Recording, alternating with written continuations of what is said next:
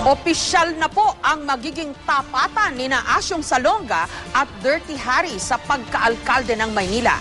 Yan ay matapos mag-file ng Certificate of Candidacy si dating Pangulong Joseph Estrada at ang kanyang katandem na si Vice Mayor Isko Moreno. Sa Sarangani, muli namang tatakbo bilang congressman si Manny Pacquiao.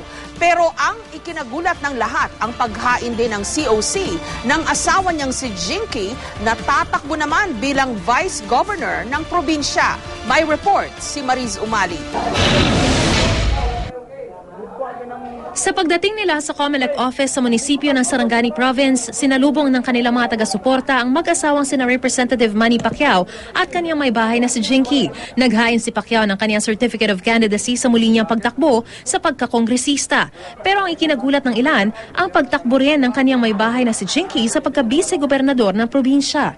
I pray to God kung ano yung talaga yung decision ko with His guidance. So, nag-decide ako na ipagpatuloy yung ginagawa ng asawa ko. Kumpiyansa ako dahil lahat ng ginagawa ko alam naman niya at kung paano ko in-implement yung mga projects at anong ginagawa ko para sa probinsya, alam na alam niya kaya kumpiyansa ako at matutulungan niya ako. Wala pang kandidatong nagpa-file ng COC para kalabanin ng mag-asawa. Ang mga kapartido naman ni Pacquiao sa Maynila na si dating Pangulong Joseph Estrada, naghain na rin ang kanyang COC kasama ang kanyang running mate na si Vice Mayor Isko Moreno. Friendly fight. At saka I hope this election will be above board, clean election and honest election. Excited lahat, makikita mo mga taga Maynila. Overwhelming. Nagpapakita lang na ang lungsod ng Maynila talaga naghahanap na ng bagong leader. Muli na may giniit ni Erap na tubong Maynila siya sa kabila ng mga batikos hinggil sa paglipat niya noon ng tirahan mula sa San Juan.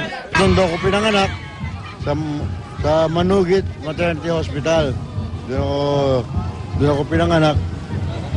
At yung aking mga ama, nagtrabaho bilang DPS chief sa ilalim ni Mayor Pugoso, Mayor de la Puente, Mayor Lacson, saka ni Mayor Villegas. Kahapon naghain na ng kanilang kandidatura ang mga makakalaban ni Erap na sina Mayor Alfredo Lim at Lou Veloso. Naghain na rin ang kandidatura ang isa pang kapartido ni Erap na si Benny Abante na tumatakbong kongresista ng 6th District ng Maynila. Kabilang din sa mga nag-file ng COC ngayong araw, ang aktor na si Alfred Vargas na kandidato ng Liberal Party para sa 5th District ng Quezon City. Sa Bohol, sinamahan naman ni Vice President Chajo Marbinay ang kanilang mga pambato roon.